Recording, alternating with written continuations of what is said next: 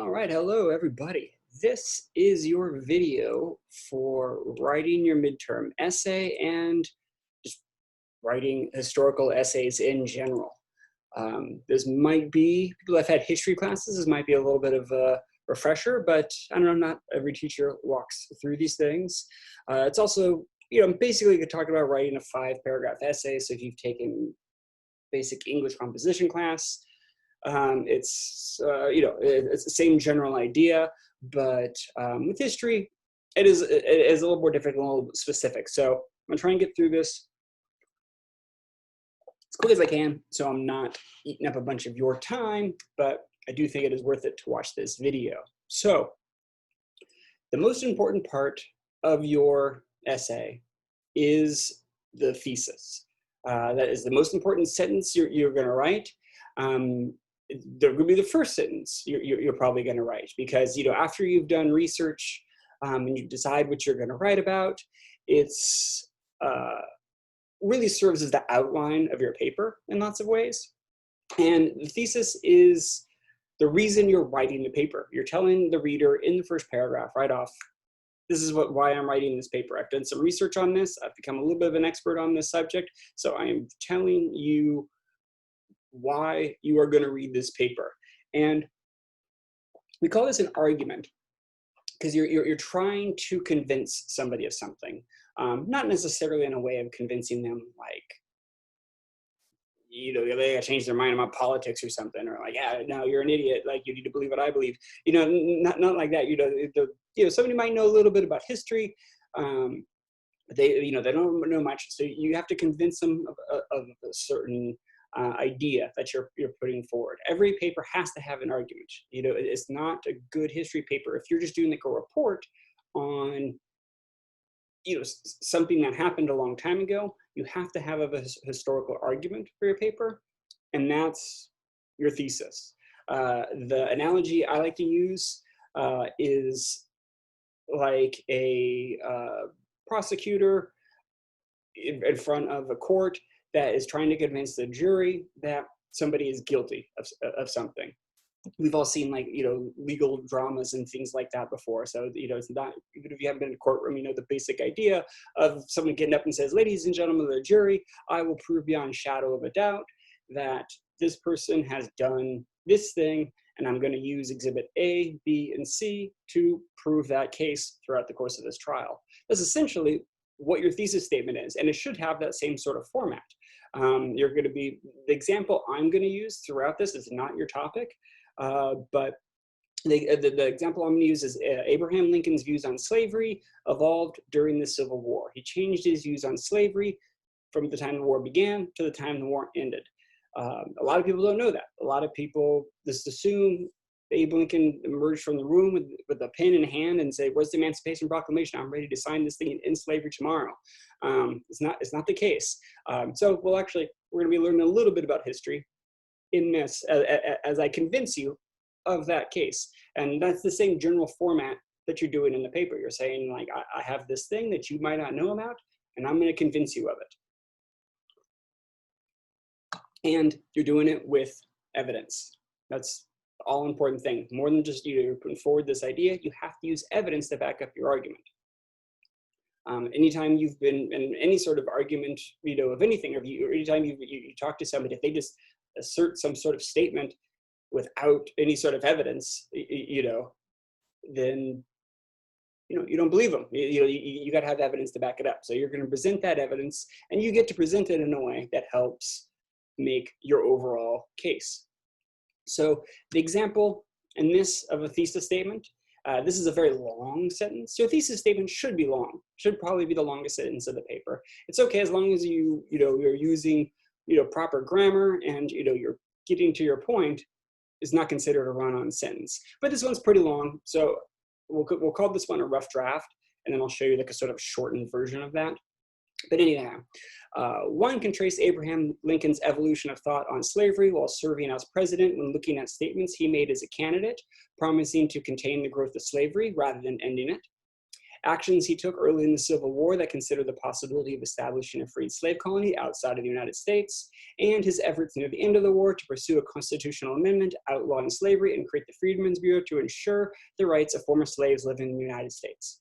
That's a long thesis statement, but honestly, it would be okay to have something that long. And that fits exactly the formula that I was saying, the formula that you are going to be using. You're saying this thing is true, and here are the types of pieces, the types of evidence I'm going to use. So in this case, that the X is true. The thing that I'm trying to convince you of is one can trace Abraham Lincoln's evolution of thought on slavery while serving as president. So that is the thing that I'm trying to prove. I'm going to do that with Exhibit A, is statements he made as a candidate, promising to contain the growth of slavery. So it's an actual quote that he said. That's a great piece of evidence to use. The next one, and go on to the next paragraph, would be actions he took early in the Civil War that considered the possibility of establishing a freed slave colony outside of the United States. Okay, so it's not a quote, but things that he did that shows a certain point of view that he was, that he was trying to accomplish. And finally, efforts he made near the end of the war to pursue a constitutional amendment outlawing slavery and create the Freedmen's Bureau.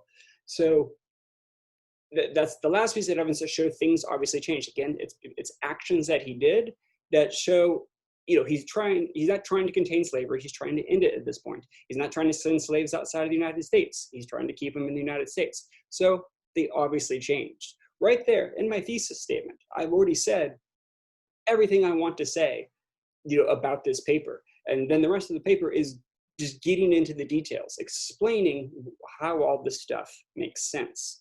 So I would shorten the thesis, make it a little bit shorter than this. I don't feel the need to read this section right now for the sake of time, but it's essentially saying the same thing, this in slightly, with a little more brevity in my words. A good tip to use, a little pro tip here, if you are, when you're writing and editing, don't just delete stuff. I keep two documents open while I'm writing, one of the actual thing I'm writing and another which is just like, I cut and paste it, but instead of deleting anything, I just cut and paste everything. It's not organized onto this other document, it's just certain phrases, half sentences, things like that. But sometimes you want to come back to that stuff. And especially when you get to your conclusion later on, you're just like, oh, I'm trying to figure out what to say here. Be like, oh, right, I wrote that good sentence earlier. So, you have all that stuff ready for you. I don't know if this necessarily works for everybody, but it does for me. Everything can be used. And then once I turn the essay in, then I delete that other document. The thing, so this is the structure of what your paper is going to look like. You have your introduction with the thesis. The first body paragraph, so this is your second paragraph, is a piece of evidence. The quote that I mentioned earlier, I'm going to go into a little more detail about this, but the quote I mentioned earlier is there, and you just explain a bit of context of like what Lincoln meant by that. And then when I'm done with that, I just go on to the next one, the next piece of evidence, and give it a little bit of context.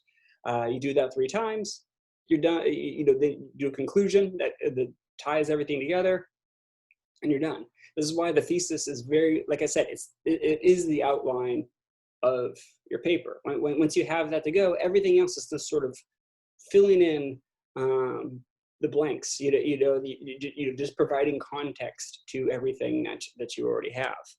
So one last point on the introduction. Your introduction, a lot of students have introductions that are too long. They try and say too much in there.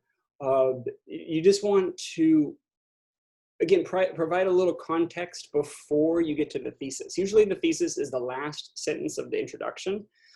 So you're going to start your introduction with just kind of setting the time and place. Stating like maybe why you'd be making this argument.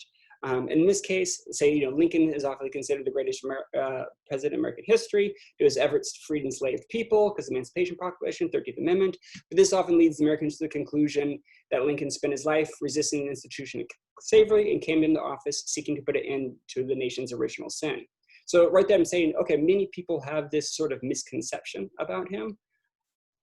And then I would give my thesis statement saying, here's how Lincoln evolved his views on slavery. So you don't really need any more than that. Keep your sentence to about a half a page. One thing, don't do in your introduction, do not talk about yourself. I'll talk about this a little bit later on, or like how you pick this topic, or you think this topic is interesting, or something about the history class. Like, you don't have anything to do with this. You are the author writing about a historical subject. Nobody wants to know how you came to this topic, or why you decided to to write this thing, anything like that. That's not relevant. Just sort of set up the your subject, what era you're going to be, the place that you're writing about. You guys are going to be writing about California, largely stuff before it happens in 1860. You're going to give that idea in your paper, and then you're going to be then you have the thesis and go on to it. So you'd go on to your thesis, your first body paragraph. I have this long quote here that Lincoln said at a campaign speech that I'm using as my piece of evidence. You don't use super long quotes to just up the word count. You don't have to use the entire quotes. You can use ellipses like this to kind of jump from one spot to later in the quote. Only include the relevant parts for this. And like I said, you need to provide some context. So I would definitely say in this body paragraph, at a campaign speech in September of 1859, Lincoln said, "We must not disturb slavery in the states where it exists because the Constitution and the peace of the country forbid us. But we must, by national policy, prevent the spread of slavery into new territories." So here it is. Say it straight out. I do not want to end slavery because it is not legal for us to do this, and it would be dangerous for the safety of the country to do it.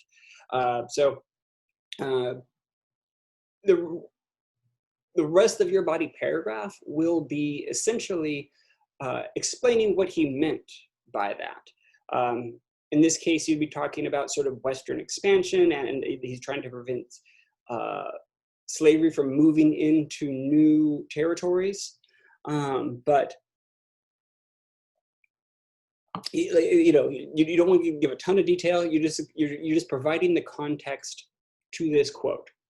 And then once you do that, you're on to the next body paragraph. I'm not going to do this with piece of evidence for each body paragraph because I think you should get a general idea. You have a piece of evidence, explain what that means, move on to the next thing.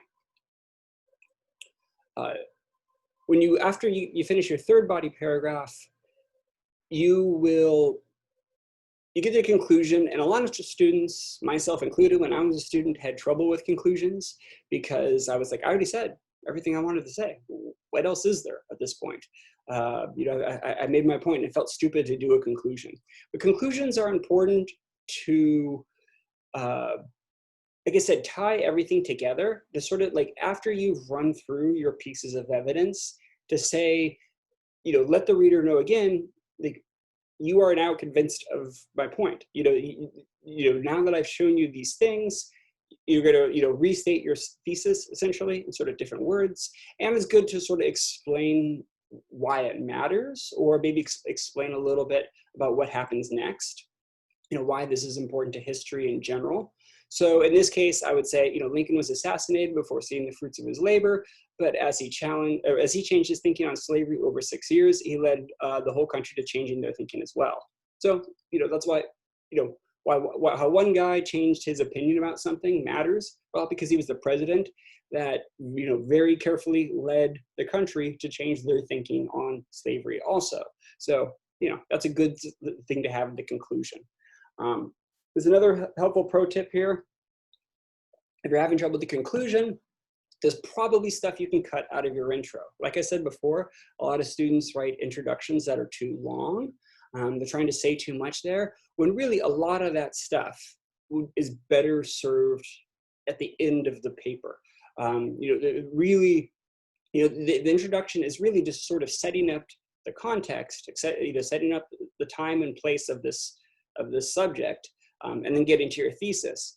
But the big points, that you want to make that serve your overall argument, that a lot of times should really be in the conclusion, not there. So look for certain sentences in your introduction that you could perhaps bring down, and might change the wording a little bit, but usually you could probably just cut and paste it and put it in the conclusion. Then you'll have a better idea of how to sort of fill out your conclusion. Another thing, like if you're having trouble with conclusion, reread the prompt the teacher gave you for the assignment. And there might be certain things that you could hit, like, oh, this teacher really likes this sort of concept. So, it might inspire you in some sort of way, like, oh, this is a good thing to write about for this. So that's it. Paper's done. That wasn't hard, like it's got this easy structure. You just have to, fill in your argument in the structure and you're good to go. Most of the work is sort of doing your research in advance, looking for your evidence, deciding what you're going to be doing. And speaking of that evidence, citing sources. All students want to know is, how am I supposed to cite my sources? When do I cite? When do I not cite? So things you don't need to cite are any things that are general knowledge, or stuff that isn't serving your argument at all. It's just sort of like something like Abraham Lincoln was the 16th president of the United States. No one's disputing that. You didn't have to look that up in a book necessarily. But anything you do need to look up, you've learned recently, in this class, or while you're doing your research, then you should be citing it. So quotes. Obviously, you need to cite for a quote, but also, those other things I was using were actions that Lincoln took. I would cite where I learned about those actions that, that he was taking. Also, anything with numbers is, of course, you need to have, because, you didn't, the case of, nearly 3,000 schools are built across the South by the Freedmen's Bureau. Like, you didn't count those, even if you did somehow count those, you didn't make the map for it. You're using somebody else's piece of information. So you need to show that. You're citing your work to show, I trust this piece of evidence, and, if that person ends up being wrong, that's on them. But, you're showing where you get these certain pieces of information. You're also supposed to cite any sort of intellectual, if you're borrowing somebody else's argument. So, I mean, this whole paper I'm theoretically writing here about Lincoln is not my own argument. It's something, this whole book's about Lincoln's relationship to slavery. But say I was making the case in this essay that Union soldiers at the beginning of the war didn't support emancipation. I learned that from another book, so I would have to cite that, that was somebody else's argument. The thing is, I don't expect you guys for this class to go through all tons of articles and books and stuff like that to see if somebody else has made the point that you made. Honestly, you're probably not going to be making an original argument. That's okay. It doesn't have to be some sort of groundbreaking argument. I don't expect that. It's okay if if it's a very basic kind of idea. So I'm not going to stress too much on if somebody else has made the same argument before you, but evidence, quotes, facts, numbers, all of that needs to have some form of citation. And it's something you probably already know. I prefer footnotes to be used for citation. Most historians and people that are working in any sort of social sciences are using. And it's really the easiest way to do it. I don't know why students are kind of scared of footnotes. Whatever your word processing you're using, like Google Docs or Word or whatever it is, somewhere there's an insert button at the, a little drop-down menu. You say insert and you say footnote, and if wherever your cursor is, it's going to put a little number and then put a corresponding thing at the end.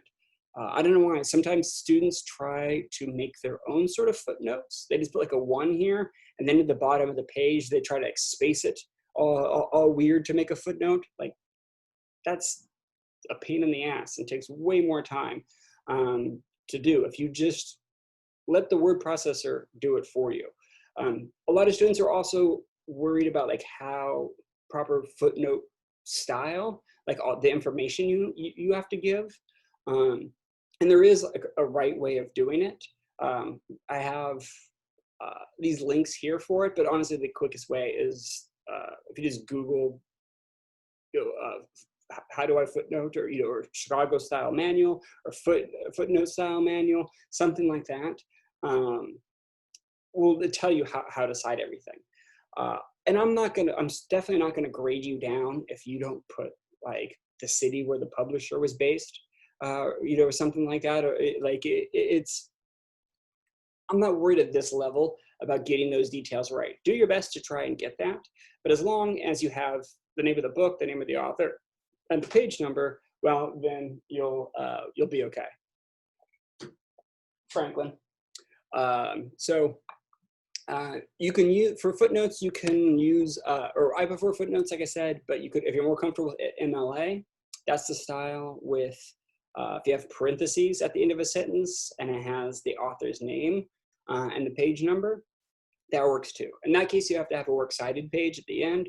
With footnotes, you don't have to have a works cited because all the information is right there at the bottom of each page. If you're confused about any of this, you can always ask me. I'm glad to help. But honestly, there's many websites that explain how to do this for both footnoting, which is called the Chicago style, and the MLA style. So you can choose one or the other, whatever you're most comfortable with, but find one, stick to it, and be consistent and do it correctly. Okay. So a few do's and don'ts. I've been grading papers long enough to see common errors or pieces of frustration that, little pet peeves that students consistently do over and over again. So I like telling you some ideas to do and what not to do. I might seem sort of angry in this section. It's really because I am. Not at you, not yet. I'm angry at all the other students who have made mistakes. When you turn in a paper with a bunch of mistakes, then I will be angry at you too, but it's not personal. Just be like, why do people not take time on writing papers? Really, the time you spend on it shows. Best way to do good on a paper is take time to write a good paper. I know that sounds crazy, but when you do good work, you take time to do good work, you get rewarded for it. Crazy idea. Anyway, so be specific. The difference between a good paper and a bad paper, a lot of times, is bad papers are just consistently throughout the paper too vague. They're not really describing what the issue is. So like, a good example in the saying, like the people of San Francisco were angry. That's a bad sentence that doesn't say anything. You need to explain why they were angry, why they, how they reacted in their anger if they're doing that, or say, Native American people were mistreated because the U.S. Government was racist. That is, again, doesn't say that they're racist. Explain what the government did to those people, and that will, always be more specific, always give more details. Don't use words like thing, describe something where you could be more specific about that. So the more narrow you can focus your thesis, just in that, that's better. And throughout your entire paper, with every single sentence, you should be thinking, can I be more detailed? Can I be more specific about this? There's no such thing as getting too minute or small or detailed. Of course, then proofread your papers and spell check them, of course. I am not a I'm not a grammar Nazi about this stuff. If, there should be a comma somewhere, but isn't, I'm not going to grade you down. Um, I do grade for the mechanics of the paper, and but I'm not like harsh about that stuff with the grammar. Up until I start having a hard time trying to figure out what you're talking about. If I start getting lost, I'm like, it tells me that you didn't spend much time on your paper, that you probably sat down, wrote this out in an hour, sent it off, and not thinking about it. And that, like, if you didn't spend much time writing it, I'm like, why am I going to put any time or effort into grading it? So it shows just, a lack of disregard for, this assignment. And I take it a little bit personally, like when students turn papers into me that I know that they didn't put any time in. So that you're not in a good place when that happens.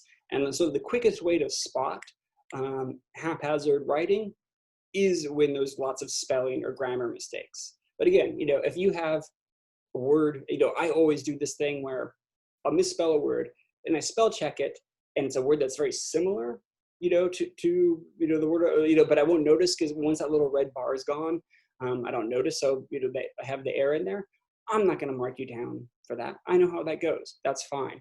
But when there's a whole bunch of that, or, if there's a bunch of words that are spelled that are, not even close to any real word, I'm like, well, you didn't even spell check any of this. So again, one of the little things that's kind of a pet peeve of mine is improper use of capitalizations. Mainly that means not capitalizing proper nouns, and things like that, names, places, places, people, all that stuff that we learned in like second grade to capitalize. I think it's a thing. Younger generations are sort of worse at, and I'm not normally somebody that's like, oh, Gen Zs and millennials do this and that. Like, I think that's all kind of bullshit. I think you guys have your shit much better together than the older generation, to be honest. But you guys are really bad at capitalizing things. When I see, California with the lowercase c, I'm just like, California is the name of this place. Use a capital C. Or, Abraham Lincoln, if it has a little L and a little A and a little L, I'm just like, the fuck, man? Like, he freed the fucking slaves. Like, give the man his due, like, capitalize his name. So yeah, it's just a thing. And I think, like I said, I think you guys grew up to, like, texting. None of you are on Facebook, which is how old I am that I even had that on there. But whatever, you're texting or you're on Instagram and your TikToks and whatever it is, but you don't capitalize generally in most of the things that you're writing.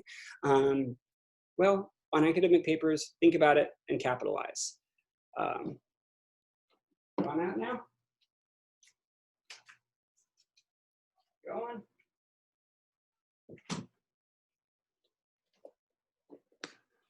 on.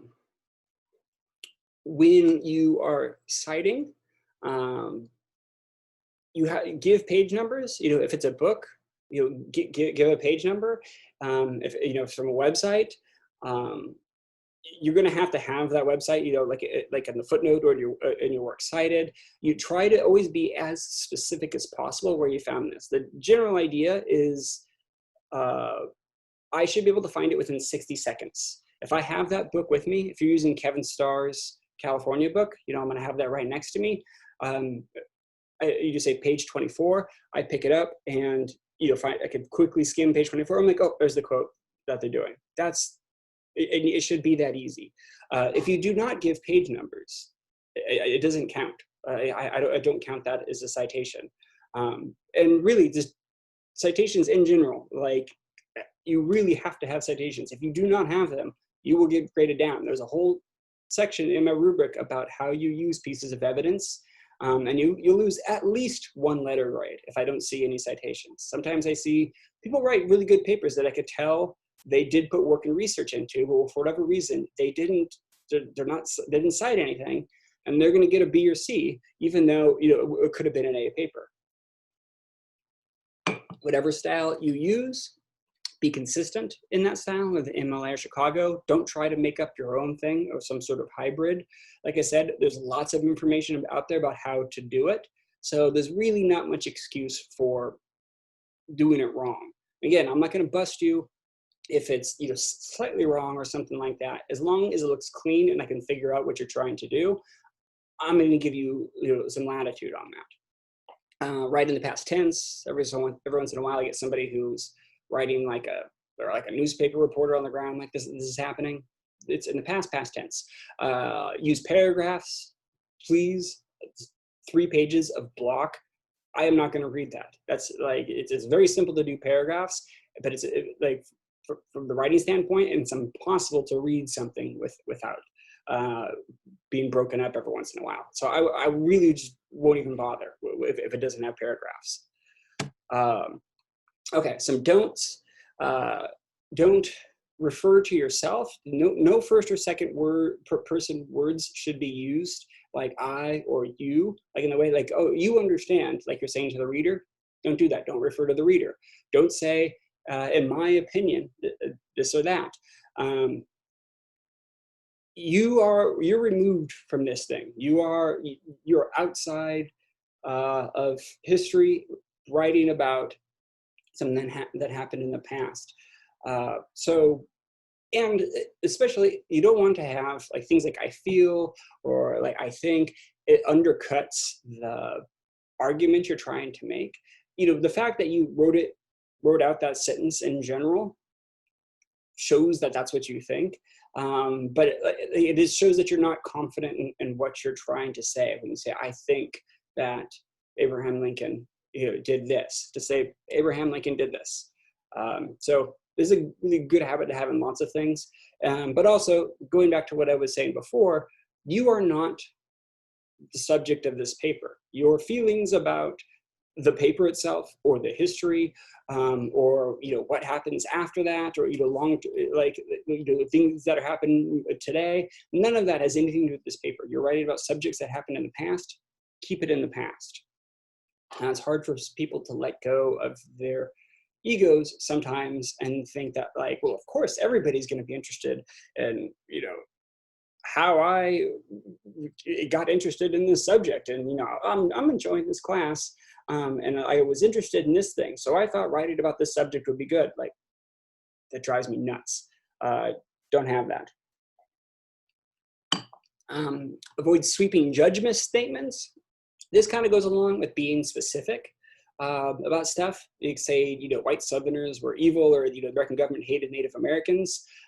That's vague, but it's also, you're judging entire groups of people or societies, that over many generations, and just putting a label on them. That's wrong. It's not true that every white Southerner was evil, in the slavery era. There were surely good ones. There were surely ones that were part of the Underground Railroad, and, the American government hated Native Americans. There were many people that would try to help Native Americans in the American government, no matter how, even if they were treated bad on a whole. Don't put in huge sort of judgment statements on there. Again, you're not writing to look at the facts of what happened, not necessarily judge people of the past. Don't use racial slurs or curse words. Talked about this like a little bit, I think, on the first day about racial slurs. You wouldn't think I would have to tell you guys this, but you would be surprised. I had a student in my first semester teaching that kept writing racist stuff about Chinese people. And I don't know why. And I honestly think he was trolling me more than he was actually racist. I don't know. And I don't know how getting a D in my class was putting one over on me necessarily, but I don't know. So I have to put this in there. It is a very uncomfortable position to be in. And a lot of times students want to use it to sort of make some sort of point about somebody like being racist, but I often do that wrong. So it's a good to just generally stay away from that. Curse words. Listen, you can curse in the Zoom meetings. You can curse, if we're in a classroom. I don't care about. I obviously curse all the time. Probably some of you don't like it. I don't care. But don't put it in papers. This is the good habit, in academic papers. Don't put it in there. Just because I curse doesn't mean I'm going to think it's funny when you curse in the paper. But if you do it in a meeting, I have no problem with that. You don't need any sort of gimmick or hook. A lot of times, I would always, when I was a student, I felt like I had to have some, this 5-paragraph essay thing is really, that's boring. I'm a better writer than that. But I wasn't. I really, I got much better when I realized how to write within the rules. And boring is good. Stick to the formula. It doesn't necessarily, if you can have extra paragraphs or whatever, you can break the format slightly, but don't be, this isn't a creative writing exercise. Finally, you cannot use my lectures or PowerPoints or videos as a source. This is part of the reason for doing this is that it's a research assignment. So I want you guys to have to go read things. You can use information that you learned in this class. I expect you to, but if you're doing that, you can't say, on this slide, such and such a day. You have to go find that somewhere else. Find somebody else who said it. I want you guys to do outside reading. So, if you're citing me, that's not the case. Also, none of this is published. This is, lectures. I might make mistakes. I might, just don't use me as a source. I want you guys to do research. Okay. So finally, what is your midterm essay question? In this essay, you will consider the motivations of one of the people or the groups we've discussed so far in this class and explain why they were in California and what they hoped to achieve here. This can be the explorers, the Franciscan friars, the Native American people, the soldiers, the Spanish soldiers, California Dons, Gold Rush Argonauts. Are about to get into talking about the Gold Rush. So you're going to get a lot more people coming with the Gold Rush. You get lots of early California politicians and businessmen. You can choose any group we've talked about. If you're unsure about that, feel free to ask me. I am here to help you. Or if you're like, I kind of want to write about this person, but I'm not sure what the historical argument would be, I will help you do that. Send me an email. I'm glad to help. So you're picking anybody we've talked about in this class, either it's a single person or it's a group, and saying, what did they want in California and how did they hope to get what they wanted? That's essentially it. And there's a lot of different people here that want different things. And it could be something very simple in the sense of if you're writing about someone, we're going to learn about Sam Brennan soon, whose goal was essentially to make money, make lots and lots of money in California. But a lot of people coming to California were looking to dig up gold. Brennan had a different way of doing that. So that's what you're going to write about. It doesn't have to be necessarily great reasons that they had for the things that they did, but they did have something that was motivating them. So is the case. If you're writing on Native Americans, that thing that they wanted could be simply to survive and preserve their culture and what they did to try to preserve that culture, or what they had to give up in their culture to survive. Might be a good way to go with it. If you want, you can compare and contrast two different groups of people. You could compare how the Californios acted and how Gold Rush Argonauts sort of acted. One thing I should say here, I should maybe even change the wording on this. The Gold Rush Argonauts, the Argonauts are basically people who came to California to be able to make money. That group is too broad. Don't write about all the Gold Rush Argonauts. Don't pick a group that's hundreds of thousands of people.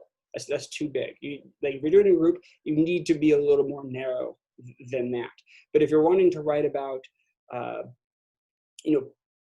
specific Argonauts, so people that were mining in a certain place or were mining in a particular way, or that would be okay. Or people that were the Irish would be could work that. Irish gold miners, something like that. That's still a pretty broad group, but at least it's a little more narrow. than the Argonauts. And I might change the wording a little bit of that to make that more clear when I post this. Finally, this is not a creative writing exercise, like I said, so don't write it in the first person. It's also, it's not a report about someone. If you pick someone like Sam Brennan, don't write about, just tell me about his life. This isn't like a 5th grade where you get up in front of the class with a book report and just read about what you learned. You have to have a historical argument. You have to have a thesis that is saying, this is what this person wanted to do in California, and how they hoped to achieve that, and here are the pieces of evidence I have to support that. So that, you have to have a historical argument if you want to do well on this paper. This has to be 800 to 1,100 words. If you want to go a little bit higher, I thought it was 1,200, but a little bit higher is fine. Just keep it under 5 pages, but you have to have at least 800 words, which is pretty short, to be honest. You have to cite sources, like I said, either MLA style or Chicago style, but you have to have at least 3 citations throughout the whole paper. And that's really, that's for each body paragraph, because you're using like 3, you have 3 body paragraphs. Each of those has to have a piece of evidence in it, whether, like I said, it's a quote or if it's action somebody did. So that's something you're gonna have to cite, the fact that it's evidence. So there needs to be at least 3 in there, but that's the bare minimum of this. There probably should be more. There will be other facts that you are citing that are probably need to be referenced. One of the sources that's to be used in this paper has to be Kevin Starr's California. That's the yellow book in this class that we haven't used yet. This is where you have to use it. I do this because I want you to read something like an actual book by a historian. So you're not just looking stuff up on like history.com and Wikipedia and things like that and trying to put stuff up there. And Wikipedia, by the way, not a good source. I'll put a list of online sources that are good and bad with this posting.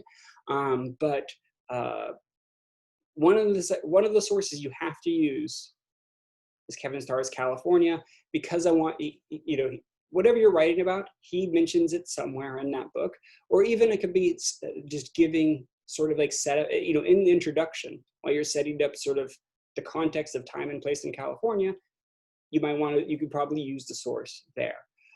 If you're writing about a subject that you really cannot find in that book, talk to me and we'll see if we can find something else. Because as long as you're using something by an actual historian, something that was printed on paper by a historian, I'm okay with that.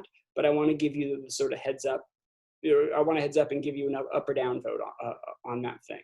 Otherwise, use Kevin Starr's California. If you want, that could be your only source. You don't have to use any online sources or anything. If you want to write this entire paper using Kevin Starr's book, that's okay. But you have to use at least like one from there, or you'll be graded down. If you do not cite at all, you will be graded down a lot. This is my rubric, but I'm going to post that on Blackboard with this other stuff. Okay, I think that's everything. I went a little bit longer than I wanted there. As fast as I was talking, I don't know why that took so long. But yeah, I don't want to eat up any more of your time. If you have any questions, please email me. That's why I'm here. I am glad to help. I like helping students write these papers. So if you just need help on a thesis or some sort of options that you have, or you just need to you have a draft of a thesis that you need to edit it a little bit, I'm here to help with that stuff. All right, I'll see you guys later.